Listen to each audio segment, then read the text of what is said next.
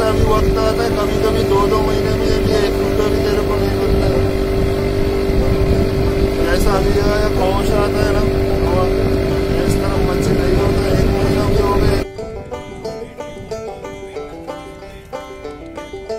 तो हर किसी का अलग अलग सिस्टम होता है, कोई दिन को जाता है, कोई रात को जाता है। हम रात वाले हैं, रात को जाते हैं, फिर सुबह को जाल निकाल के वापस आ जाते हैं।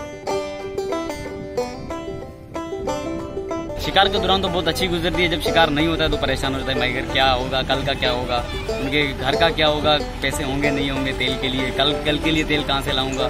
थोड़ी बहुत मसले होते हैं, मगर जब शिकार होता है तो उसे अच्छा फील होता है कि भाई आज शिकार हुआ यार, घर पैसे आएंगे।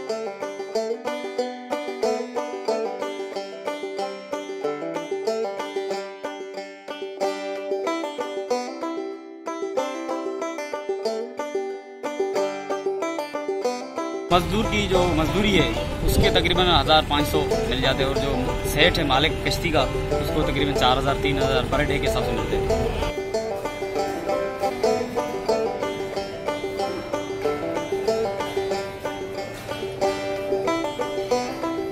इधर देते हैं 150 रुपये में, फिर आगे जाते हैं आगे परसों पर लोगों को तो पर्सनल भी मिलता है कंपनी की तरफ से।